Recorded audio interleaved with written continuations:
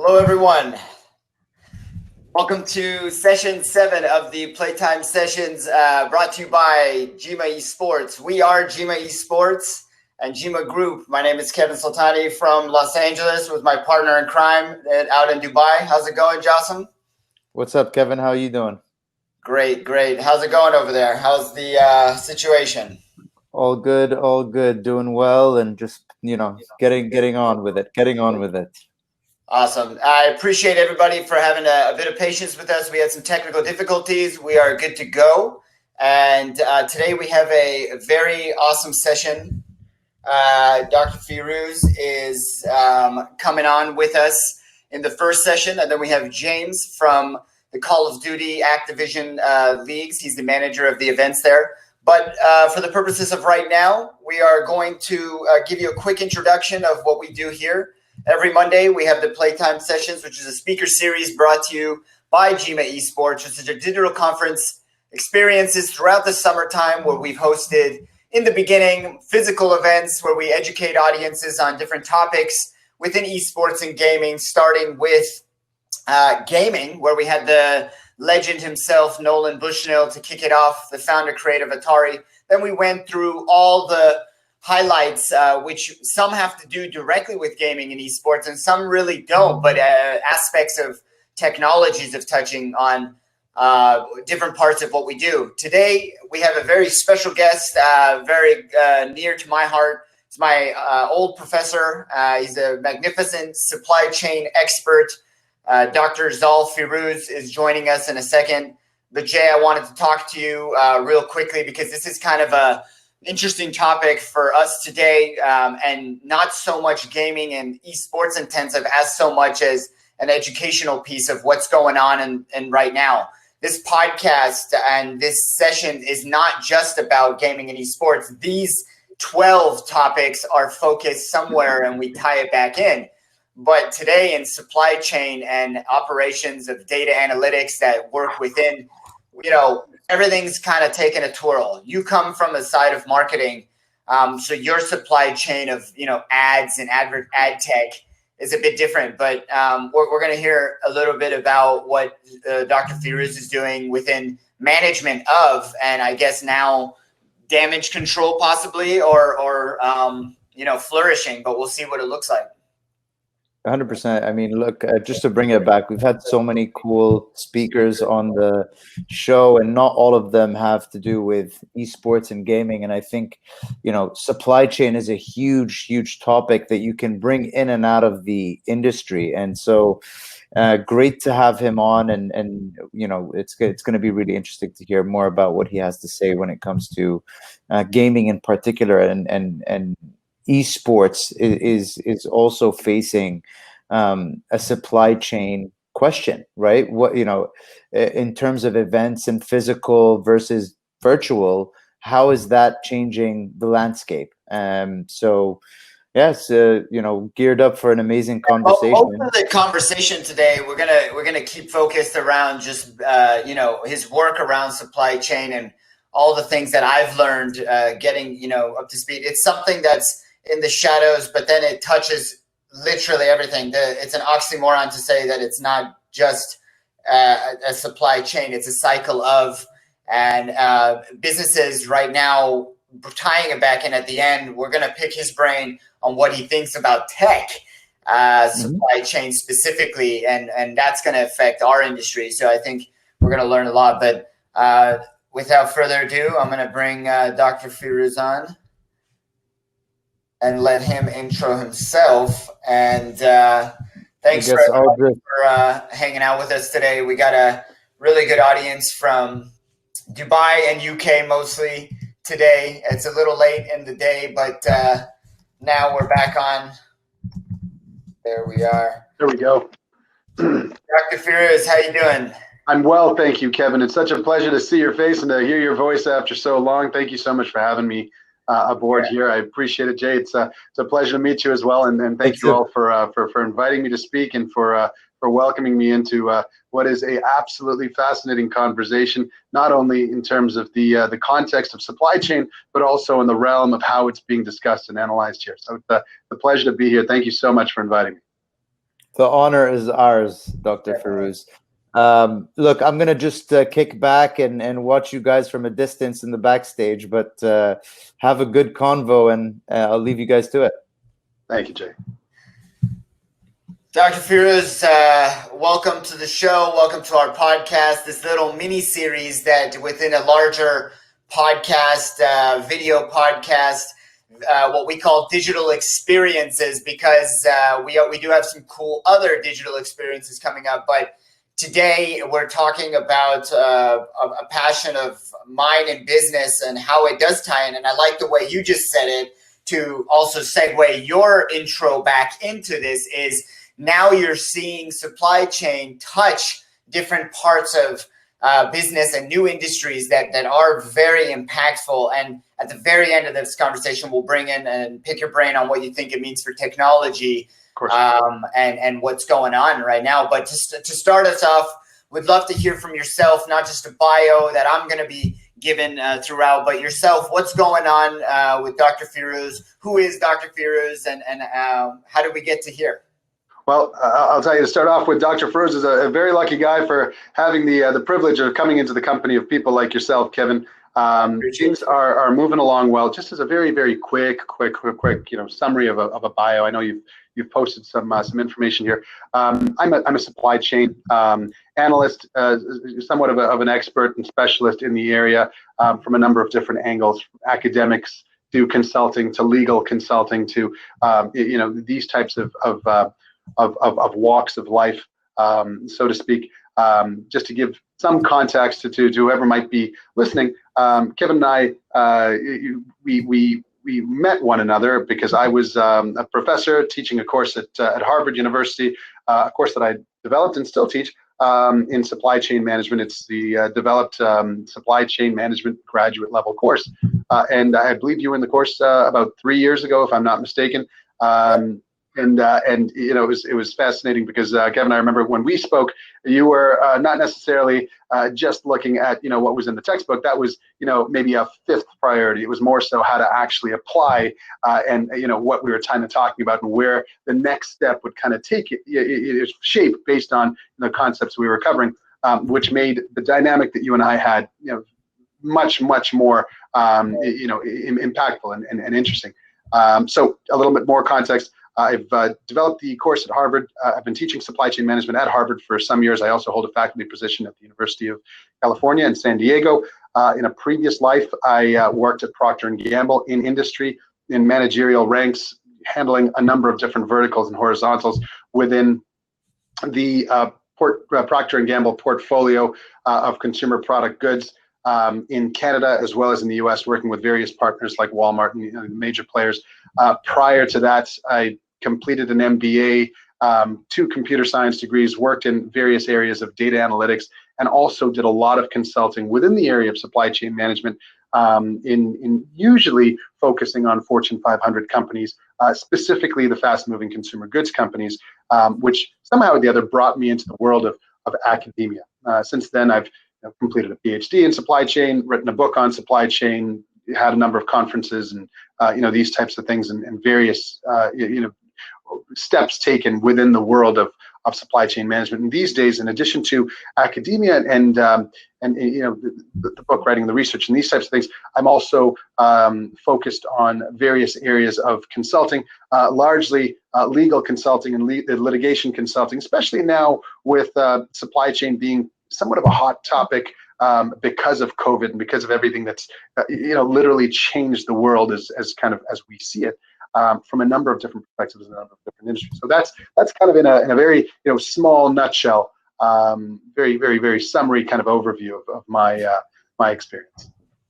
Yeah, I appreciate that, and I learned a few things right now too from that, and I'll like to ask you about your current work and passion with the legal side, because I don't think, when you think of legal and business and Fortune 500s, supply chain is not the first problem or headache that comes to mind. But I can imagine with all the IP rolling around and with all of the sensitivity of exactly that supply chain of different, and like I said, my passion is technology, so I'd love to pick your brain on that. But just to start us off with the session today is, we did meet in class, and I did fall in love with something that I think I bombed. I just did a terrible job at. So I had to Google search and YouTube my way through it, just like any millennial. I don't care if you're at Harvard or at UCI down the street from me, but you'll get through it. Actually, part of the course was online, wasn't it? So like we met at Boston,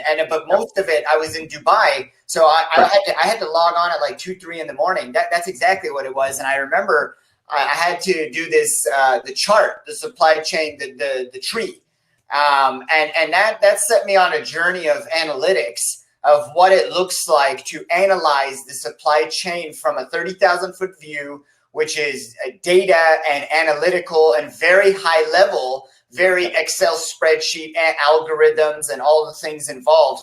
And then you have an appreciation, which in those 3 years since we met, the expedited or expedition of what is now the new version of shipping with Amazon.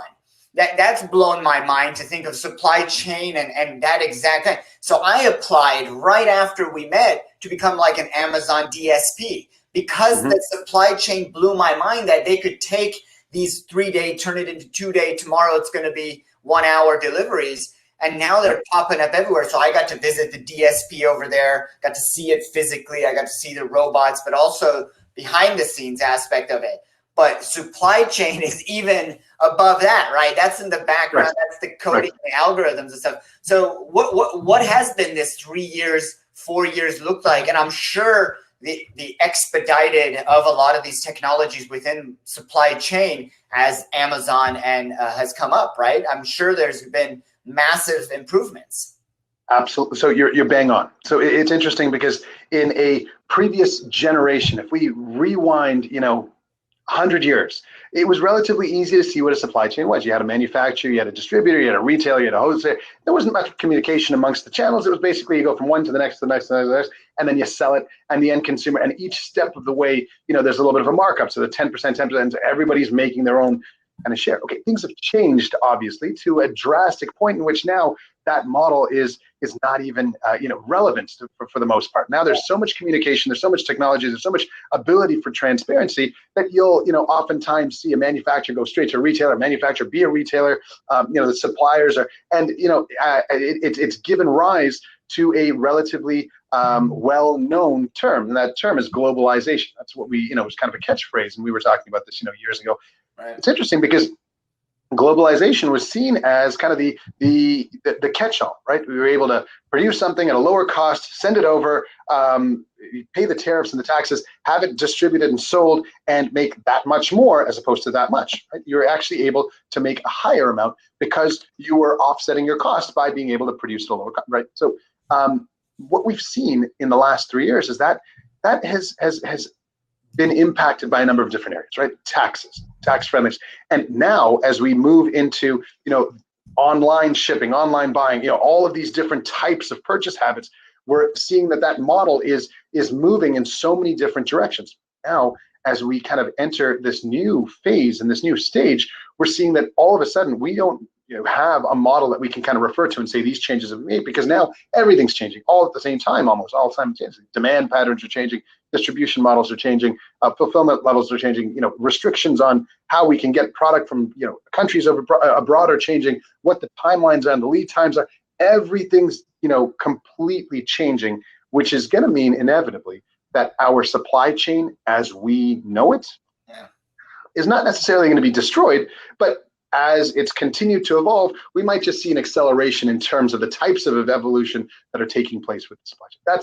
That's what inevitably, is a safe answer without making a prediction on which industry is going to change, how things are going to work. That's the safe kind of catch-all answer. If we were to go a little bit more specific and we were to look at, what was taking place in the last 3 years, we can see trends that are kind of moving that have just kind of accelerated inevitably in the last 3 months, not even the last 3 years, right?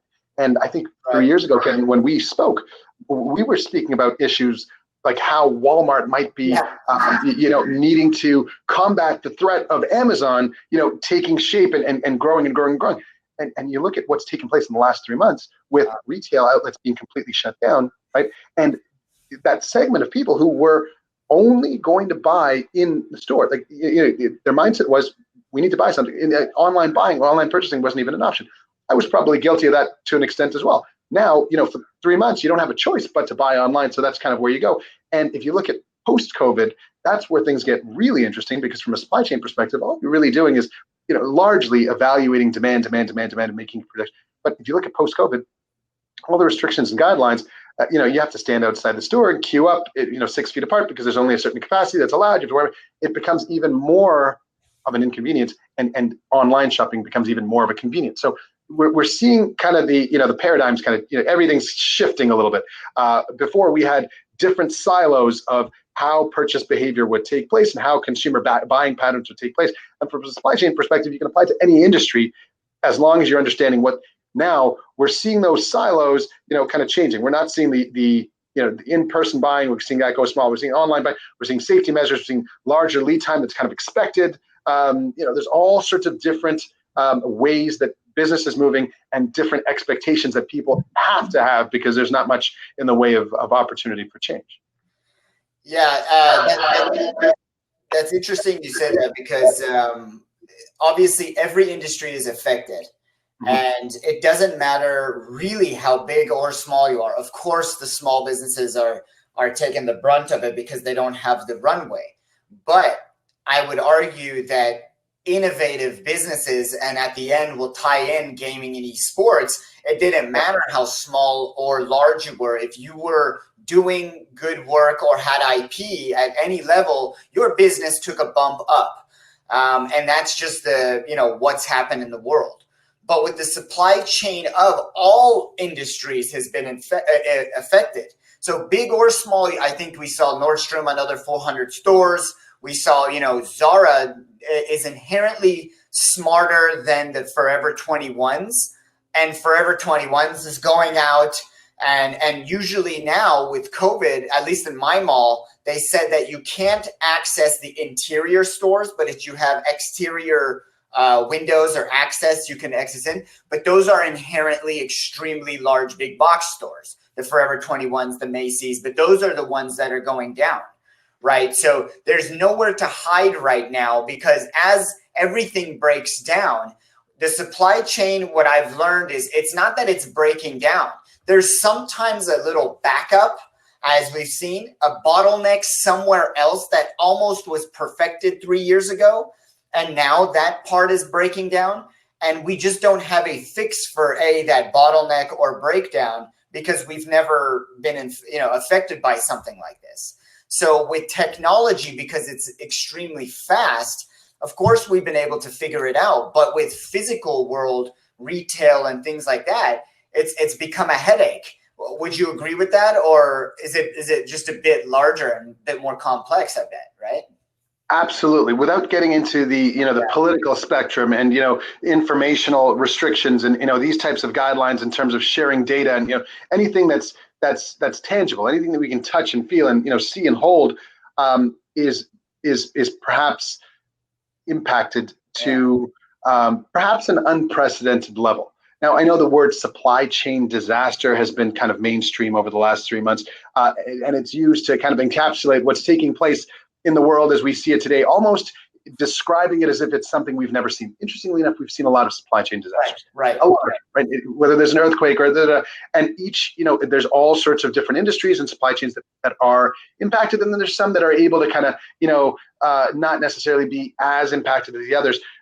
In our world today, perhaps this supply chain disaster is a little bit unique, because it's affecting more businesses than previous disasters, quote unquote disasters were, and it's affecting certain tiers more so than others. So it's affecting, retail much more than it is, manufacturing. It's affecting distribution much more than it is, supply. So there's different tiers that might universally have a different level of impact. And then also geographically, if we can kind of dice it out based on what the policies, regulations are. And if we look at specific supply chains in terms of if they're global, if they're domestic, what exactly is taking place, again, from a regulation standpoint. So in general, if we look at data, not necessarily at the moment, I would say as impacted as actual tangible product.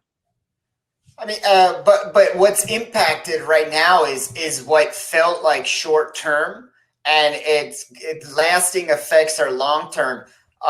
We've seen this before, and arguably worse, but this one is all at once. And so you're getting it from different angles, and then you're seeing countries lock each other out, which Correct. is the biggest problem of supply Right. chain. In a globalized world, the worst thing you could do is to stop the growth. And by shutting the borders down for any reason, I don't want to get political or socioeconomical, but what's going on with the virus is blocking that growth for some country. Look, the USA and the UK don't care if certain countries are blocking them out. It's not going to hurt these two countries. But as we've seen, like the extreme version is the Venezuela and Iran, and then the not so extreme is just some Eastern European countries. So if they don't get access to the Western European countries or the West, we're talking civilized countries in Europe that are suffering right now, and that's something that's breaking down to get to them. And if this virus is massive and it does get out of control, those countries just don't have a choice, right? I'm talking about pharmaceutical, I'm talking about the supply chain of medical. And so that starts to break down very quickly. Again, with technology, easier to do, right? The more first world you are, the more technologically connected you are. So when we're looking at the world and globalization, it kind of took a 10-year bump back, right? With this being said, we're going to need to figure it out. And then usually what happens, right? You and I will sit down in 3 years and say, imagine that. Look what we created in the last 3 years, You're absolutely right. I mean, what you are describing is the magnitude of impact that each country is going to be facing depending on their reliance on exports and imports, which is bang on. And this might come back full circle, right? There, a lot of supply chain theory that I've seen centers around the notion of withdrawing from the concept of globalization, creating smaller supply chains that are more localized. So these types of things are, borders are actually the walls are actually getting higher as opposed to getting lower, right? We're becoming more individualized as opposed to more, cohesive as a group because of this particular issue. What we also might see is, different ways that supply chains might survive. Inevitably, supply chains are going to survive. It's just a matter of how. So is there situations in which there's, storage for this physical product because we need to, get larger loads at a time and stock it up because we don't want to, take a risk of these things happening, or we want to build our workforce into the country or in the continent, or are we going to, see different? So, it's funny because we could look at all of these different options as far as what might take place. Yeah. And interestingly enough, as we continue, the same theories that we kind of went through a month ago are no longer valid. It's all, it seems in many ways, the flow of how things are progressing. First, we need to kind of see an end in sight for this, to be able to, and I remember I was at a Super Bowl party. This was back in February, obviously. Super Bowl party. In February, Professor. Yeah, back in February. Back in February. And even just saying the words party, I have to stop myself. It's Super Bowl. I have to, it doesn't even dawn on me, right? Isn't that amazing? To think about it, that people were in a group together watching a sporting event. First of all, there's no sporting events, there's no socializing. But this was back in February, and I remember speaking to someone over there who I hadn't met. I'd met them before, but I hadn't really spoken to them. And they were managing, and they'd owned and they developed a very successful line of clothing. I hadn't heard about it, but they were giving me all the statistics, and this is showing me the presence that they had online. It was incredible. They had some celebrity spokespeople, and they were doing extraordinarily well with this business. And this was back in February. And they were telling me how much of a stoppage their business. They basically said they hadn't been able to sell product in the last month and a half. Everything was at a standstill. If this continued for more than a week, things are going to get terribly bad, and et cetera, et cetera, et cetera, et cetera. This was back in February. February, we thought, we didn't think anything of it. We basically assumed everything's going to resume back to normal, and it's going to be a issue that was taking place outside of the realm of the United States, North America, et cetera, et cetera. And we'll deal with it afterwards, and it'll just be a little bit of an economic hit, but we'll be fine. Lo and behold, fast forward now, we're almost in August, right? And to see how drastic a change we've undertaken from a commerce perspective, and how now the mindset isn't we're going to quickly overcome it. Now it's we have to adjust to it in order to continue, right? So that type of mindset is also changing the dynamic of what we can project and forecast in terms of supply chain. I think at a certain stage we were of the opinion that vaccine is going to come out, or it's going to be a problem that's not going to hit other countries. It's going to be staying neutral. Now things are changing as well. So even those types of conclusions are completely impacting how commerce is formed. I think the word just cliche unprecedented has been said on, but unprecedented just means hasn't been done like this, so impactful. Didn't mean it hasn't been done ever. Right. So some things like this, I don't like that word unprecedented, but for supply chain, it's unprecedented. But I predict that in these 3 next years, if we sit down again from, the last 3, just like we were talking about Walmart, we're worrying about Amazon. That's a funny joke now. Now, what are we going to say in the next 3 years? My God, remember that 2020 year? Look how quickly the drones impacted, the supply chain shipping. Look how quickly algorithms were able to figure out shipping to get around the most infected countries. And yeah, we are going to have to close some out because that's just how stigma goes. And which ones are we going to have to close out because like the Europes of the world are not allowing Americans to travel, things like that. Those are easy, right? Those are non-issues. So I think that the bigger issue is the tech. I always come back to the tech. And just like Amazon and the Walmart example of 3 years ago, the only thing that won was the tech. And if you look at the only thing that Amazon invested more in, not that Walmart didn't, it's just that they have a job to do. Walmart has 4 walls and a roof to take care of, and they have a lot of them. And Amazon said, well, we don't, so let's just worry about our tech. So it's cliche to say that, but I'm just, it always comes back to tech, right? So what does it look like right now? Not that we know. I'm just saying, do you agree? Do you disagree? Do you have any ideas or thoughts about in 3 years, in 5 years? Let's just go with that 3-year example. The tech is going to need to be the leader for supply chain to get back on, or is it something else? Is it if the borders are shut down, there's nothing we can do anyway? Can a new piece of juicy tech solve a bit of our headache?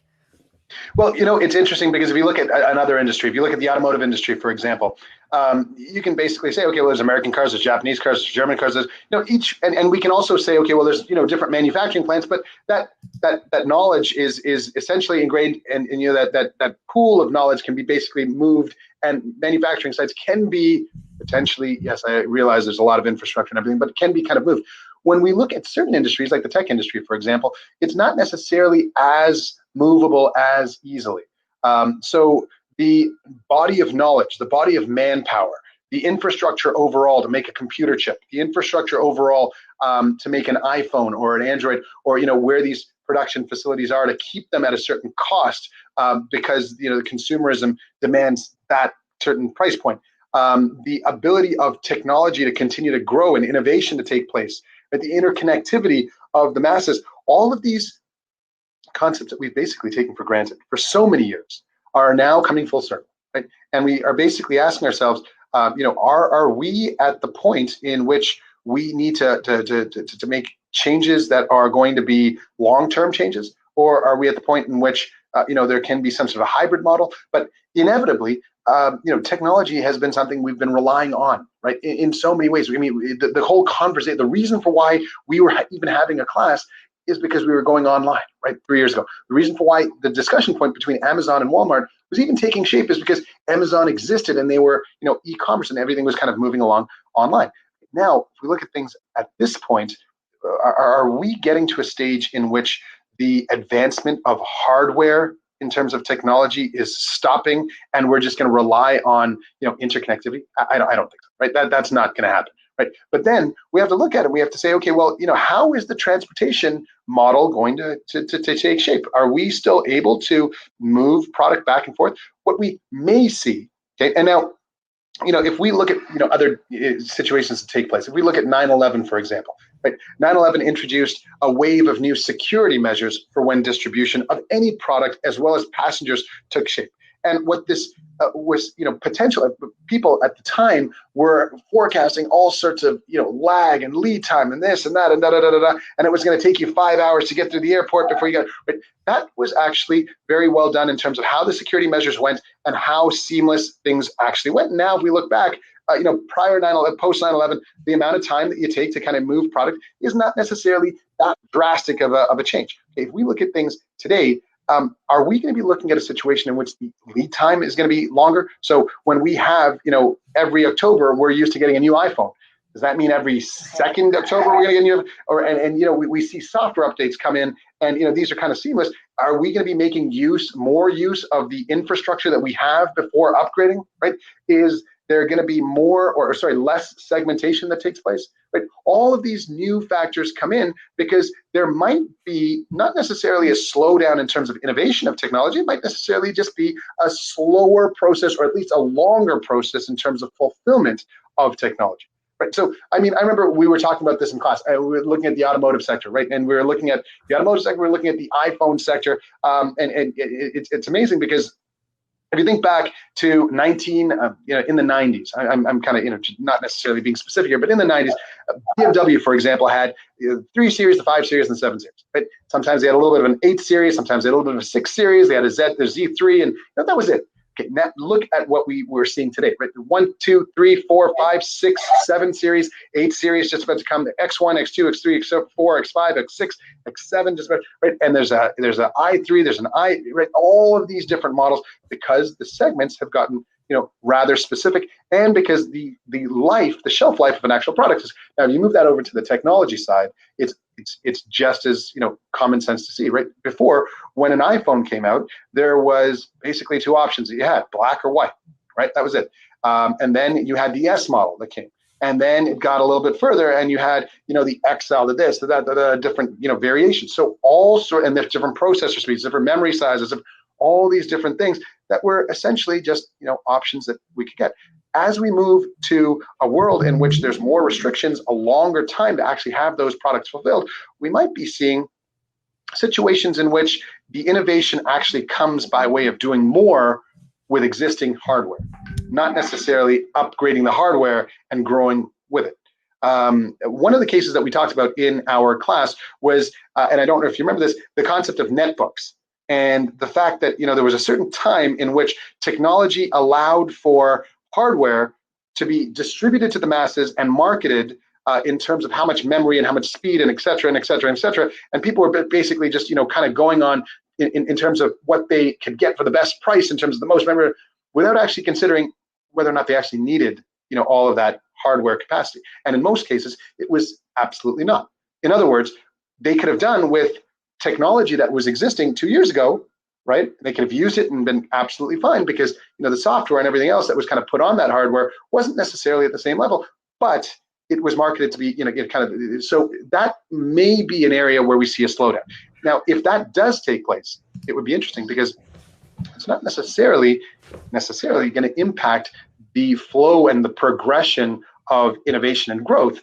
It's more so going to make more use of what we have and maybe slow down the hardware market, but not necessarily slow down the growth. We might see situations in which it's how much does it cost for a new iPhone now? It might cost $600 and it looks exactly the same as the new one. Might see a situation in which you don't have to pay $600 to get a new iPhone, right? But you have to pay $300 to get that software update to make it act like the new iPhone. So there's all sorts of different ways that we might be able to leverage certain areas that don't require actual distribution and hardware. Now, mind you, this is the perspective from a supply chain side, right? Yeah. This is when you're trying to not leverage the areas that are vulnerable. You're trying to leverage the areas that are perhaps not vulnerable. And you're still trying to see how businesses can earn an income and earn revenue and not necessarily be impacted by a slowdown and a higher lead time and all these different pieces.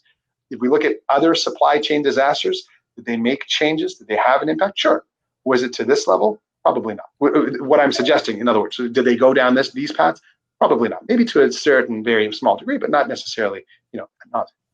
I mean, just to bring it full circle for when you said about the iPhone. The iPhone, you get one every year on the October, on the dot, and if you don't, something's wrong. But what happens in a new world where there's an update or it's every 2-year iPhone.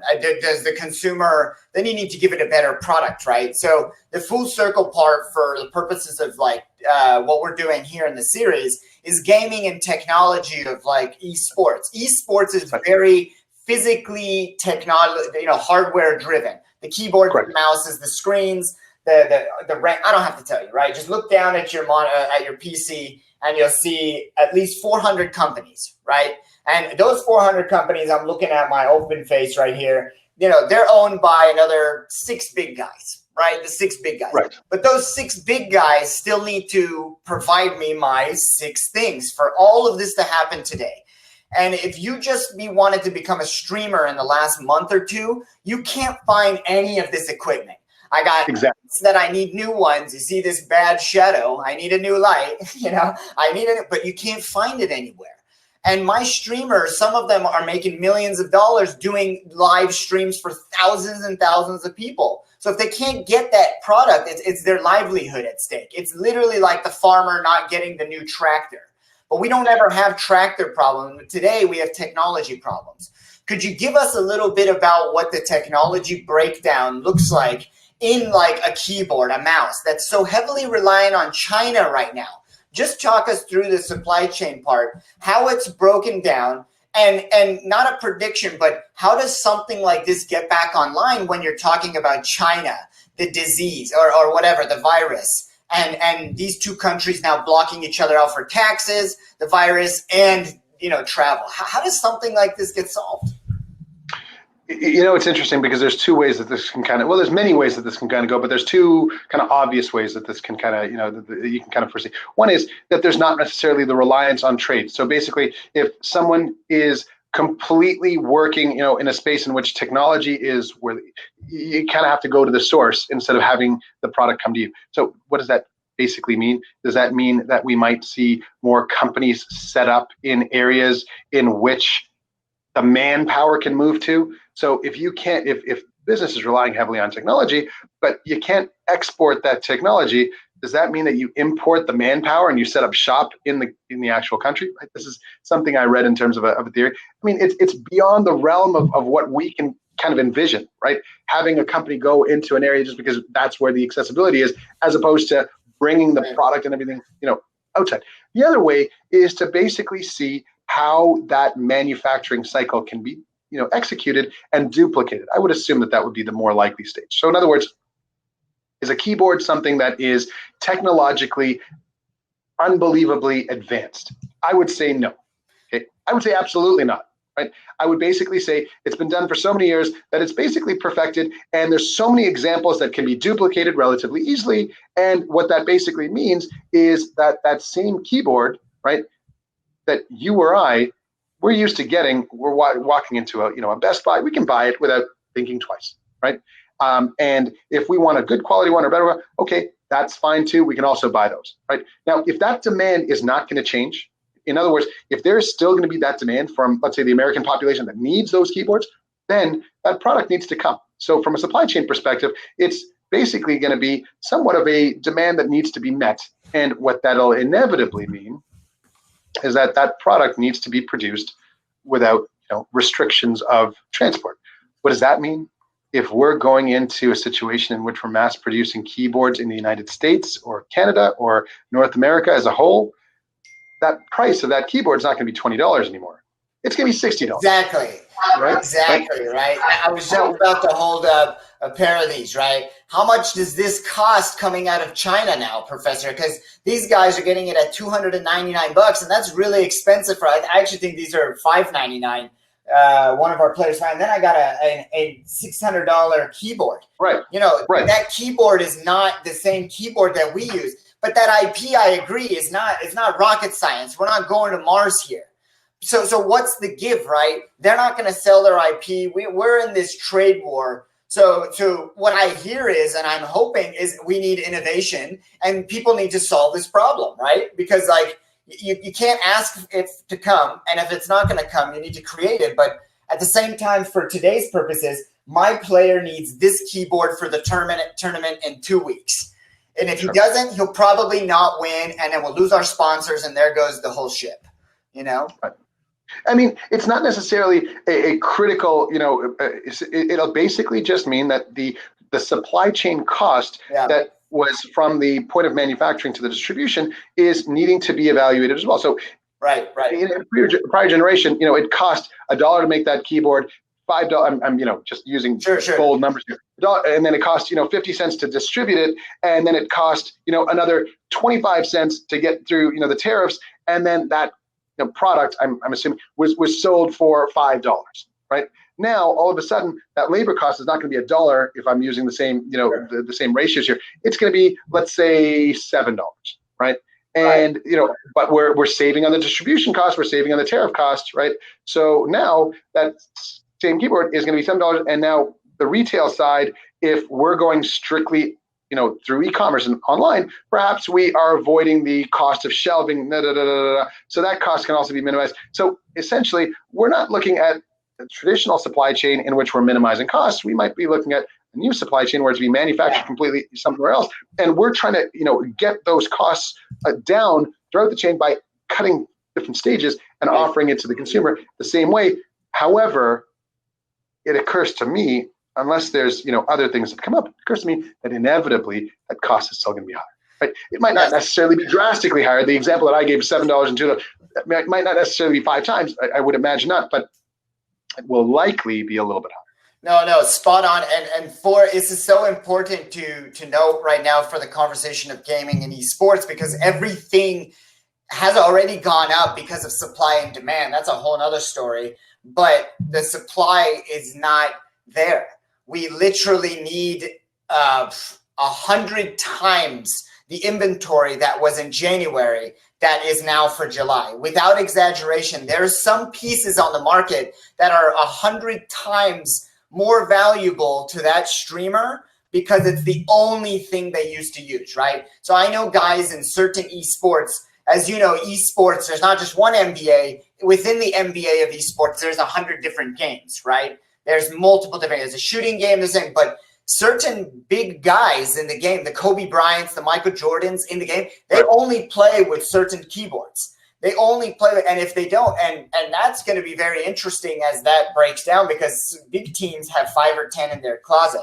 But what happens after that, And some of those companies, as you know, as we saw in the last downturn, they're not going to come back. Some of the largest companies will not come back. Good thing about, again, esports and gaming is that we've gotten a kick up. So as you see, the inventories are sold out. The problem is the supply.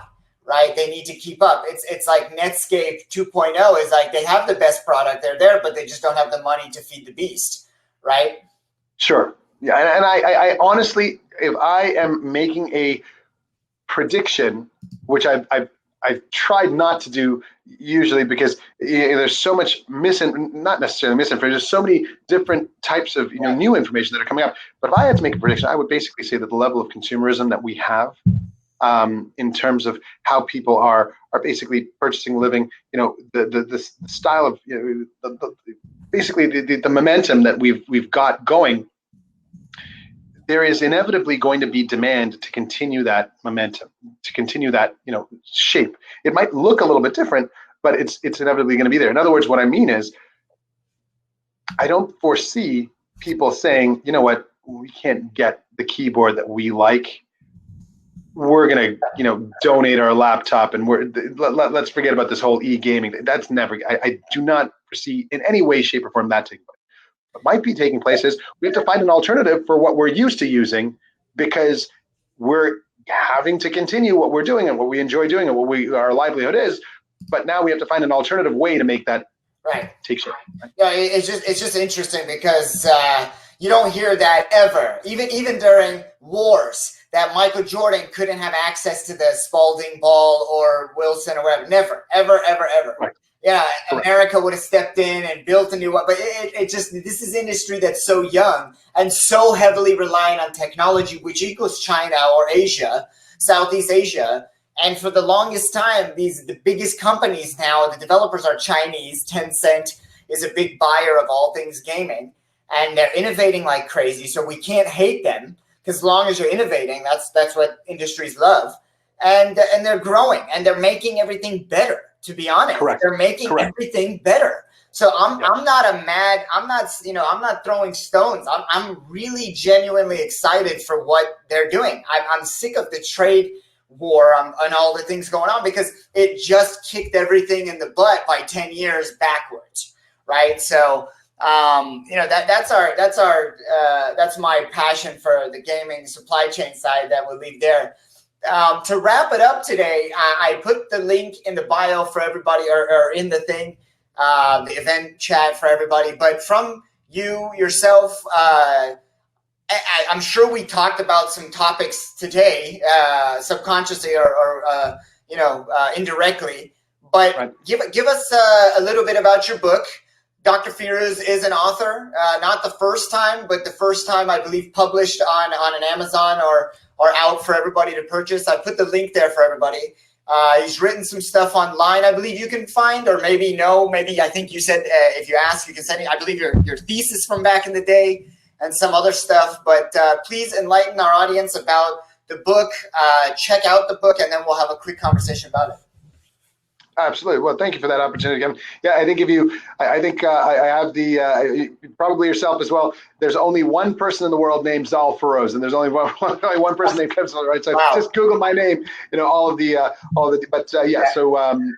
definitely the book that was written, Perspectives on Supply Chain Competitiveness, basically covers off different ways to analyze how competitive a supply chain can be from a number of different perspectives. Be it competitive landscape, be it various different methods in terms of how exactly we can evaluate various companies, and why the role of competitiveness in supply chain management has evolved into being as important as it is today, in which companies are actually recognizing supply chain competitiveness as kind of the platform for overall competitiveness. In other words, if we can get a product made for cheaper, if we can get a product made faster, if we can get a product that's better quality, all of these are basically supply chain issues. You can look at the other sides of it as well, but if these issues are more competitive, then a business can basically potentially have a stronger area of competitive advantage. That's the premise of the book. It's a handbook, so it summarizes some of these areas and focuses on some of the core areas to provide kind of a platform for where there might be future analysis. And it's essentially a way of kind of identifying some of the areas of opportunity that might be valuable for future analysis and future insight as we kind of move into a new kind of world of sorts. But yeah. So what I learned about competitiveness, what they teach you in college, at least in competitiveness, is usually on the country scale of which businesses, which industries, which countries. Well, I should preface international business. That's what I did, international finance and business, to learn globally.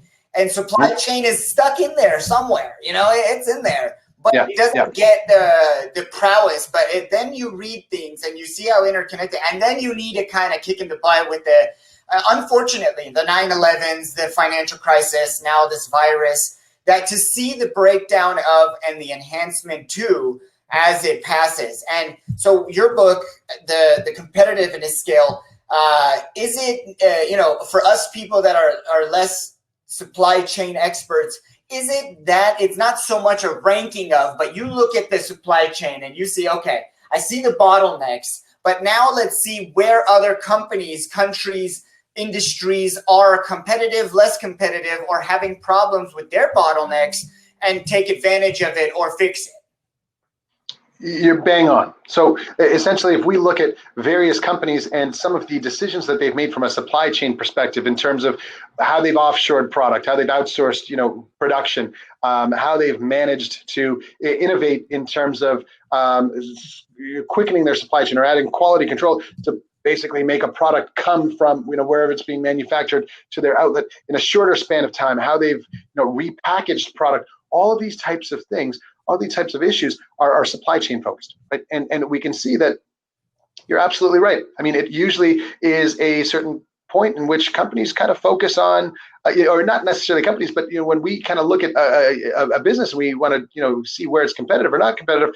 We look at the new product that they have. We look at the new advertising that they've got. We look at what their sales numbers are and these types of things. But if we look at little bit more granular of a level, perhaps. If we dig a little bit deeper, we can, almost in many ways, at least, find that there are changes that have been made from the perspective of how that products come to life, and how this company who's making the exact same product as that company is able to succeed more, right, or be more successful, right? And all of these, from a supply chain perspective, come down to a very central number of variables, very core number of items that we can kind of evaluate. I think that's interesting for, again, just to bring it full circle for everybody that's gaming and esports. It's never been more important for that industry, for the technology of, and just to be honest, the breakdown too, but I know it's going to get figured out because there's so much demand. Those 100 times that I'm talking about is actually might be small, because you're seeing ordinary people now need the professional equipment because there's just a breakdown of, again, there's just, everybody went to the shelves first, they wiped those out, then they went to Amazon shelves, they wiped those out, then they went to the .coms, which is the URL of whatever Charmin.com even doesn't have toilet paper, for Christ's sake. And then they went to the third party Mercari's, eBay's, whatever these third parties are. And now what? Now we're just, okay, now we need the savior company to come back and save us. I would love to have a follow-up session after COVID to see what we've learned just in 6 months, because I know this is all going to blow over in 6 months. I know it is. I'm positive it is. And just to work towards something good. I'd love to pick your brain and in the future, near future, write something together, just a small, short little article where we pick your brain Absolutely. And teach the gaming and esports audience the significance of everything you just said about exactly your book and handbook, and not just to do a shameless plug, because I have a very strong connection with you, but it is there on Amazon. The link is right there for everybody. And I am interested to write a follow-up article, just a fun little side LinkedIn article that shows what is the competitive within just specifically gaming and esports and technology. But we'll keep tuned for that. Sounds fantastic. Sounds fantastic. Dr. Feroz, thank you so much. Anything else? Yeah, sorry. I didn't mean to cut you off. No, I was going to say I would be absolutely thrilled. That would be wonderful. Any opportunity to chat with you and to connect with you is always a thrill and always an honor for me. So I would be more than happy to. And thank you so much for inviting me. Appreciate your time. For chatting. Thank you again for your time. Thank you yourself. Stay safe out there in Toronto, I believe. Appreciate it. Yes. So Dr. Feroz is also here from LA as well. So I'm in LA. So we'll see you soon. Take care of yourself, and I will call you soon.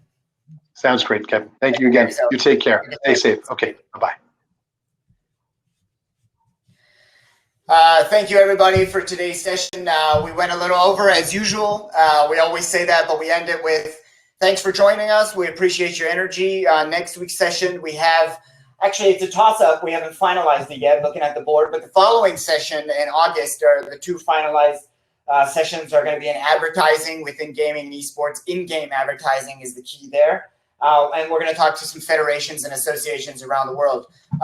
Some great ones in Europe and in Africa coming up, and in Asia. So thank you for your time. We had a great session with Dr. Feroz, my old professor and good friend now. I appreciate everybody for joining us, and we'll talk to you guys soon. Thank you so much.